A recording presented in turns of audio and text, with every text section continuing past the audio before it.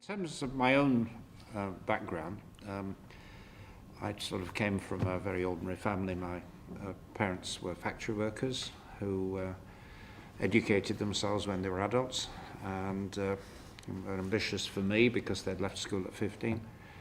And I went to a competitive grammar school and then Cambridge. And I suppose I started getting involved in politics as a student. I did economics in the latter part of my degree and was active in debating. But student politics is good because you debate the ideas, but you're not actually dealing with the real world, or I wasn't. It was all very theoretical.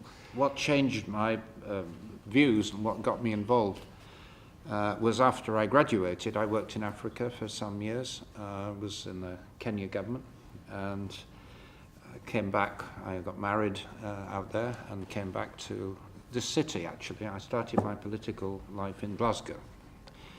I'd come back with my wife and a couple of babies and settled here and got involved in Glasgow politics. This was a long time before you were born. This was late 60s, early 70s.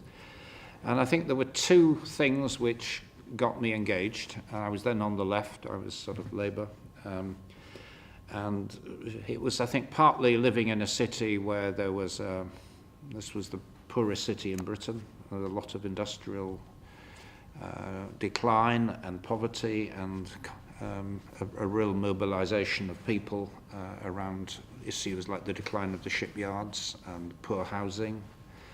And I stood for Parliament for the first time. I was age 25, I think, just up the hill, down the road here. And I got onto the council, which had been run by Labour for about 50 years. And I became part of their machine for a few years and helped run the city. We built lots of houses, and I learnt a lot about politics, the trade of politics, and it's quite tough. I learnt that at an early stage. And the other thing which got me involved in politics was racism, because I married a Kenyan nation when I lived in East Africa, and when I came back here we had a mixed family at a time when it was very unusual, and we'd both been disowned by our parents. My dad has standard working class British prejudices, and it was quite racist in those days. And her father, I wasn't the right religion, the right colour, and I wasn't a Brahmin, which was also a problem. So, for a variety of reasons, we were cut off by our families, and shortly after we came here, there was this big upsurge of anti-immigration stuff. You remember somebody called Enoch Powell, who made these hate speeches about rivers of blood and so on, and we lived here, and it was actually, even in Glasgow, which is more tolerant than the West Midlands in England or London, she had to hide away for a week. I mean, it was quite hateful, the whole environment. So I got drawn into the kind of anti-racism struggles and the anti-apartheid movement, things of that kind. And I suppose those were the two main tracks that I got involved with politically. And after that, I don't want to bore you with my whole life history, but I did a whole lot of things, different careers in research, universities, government, and eventually in private business, and was in Shell, the oil company, for some years, and stood for Parliament. I was involved in the civil war in the Labour Party about 1981 and joined the SDP, as it was called, which is now part of the Lib Dems. That's how I got into the party I now am. And I stood for Parliament 5 times, got in at the 5th attempt, 30 odd years after I first tried. So one of the things about politics is you do have to keep trying. Things don't just fall into your lap. Sometimes they do for some people, but in my case I got in 28 years after I'd first stood at the 5th attempt. And I've been the MP in Twickenham ever since, and now, as you know what I'm doing in the government. So that's a little bit about me. What am I doing in the government on issues which directly affect you? I do believe in the diversity agenda. I think it's very important, both because it's right and also because I think it makes better organisations and better businesses when they're genuinely representative of the public and their workforce and their customers. And we've had a big effort to get women in top positions in business. We've been very successful.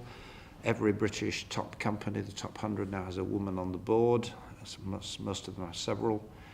And we're on track to get the 25% representation we've been seeking. We do recognise that we haven't been so successful with BMEs, actually. About half of all the top British companies don't have any visible minorities on their boards, and we need to work at that. And I'm organising a campaign with Lenny Henry and Trevor Phillips, and we're going to have a real drive on that in the next few months next year. So that's one issue. I think the other is what I do want to try to encourage is Black Nation entrepreneurs. There are a lot of them. They often, I suspect, feel a bit isolated, find it difficult to get credit. And we've started a startup loan scheme. We've got about 32,000 loans out, and BME's business people, I think about 40% of them. Which, you know, it's not, we're not singling people out on ethnic criteria, but you know, they're the people who've been coming through the organisations which act for us, like the Prince's Trust, and James Kahn, who you may know from the Dragon's Den, oversees this programme. So we're trying to promote entrepreneurship. Anyway, my third and final thought is about conference. I've been coming to these ever since I was an activist in this party, so we're talking over 20 years, and I suppose I've got to get used to them. They are valuable because, particularly in a job like mine, you know, it's quite easy to get detached from the grassroots. You know, you're a minister, you've got, you know, security, and you know, you're dealing with senior civil servants all the time. So you have to, you know, in order not to lose your roots, you have to engage with your party people.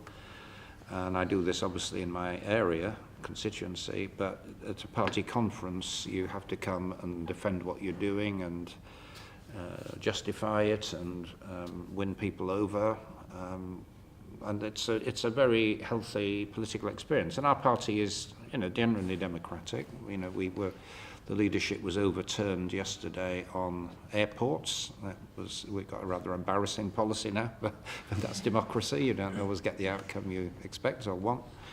And there is a process of challenge, which I think is basically a very healthy one. And I'd be very sad if we lost that. So that's why conference is important. You meet the grassroots. You also, of course, meet lots of lobbyists who are trying to persuade you that what their organisations want is good for the country. But it's important that we do engage.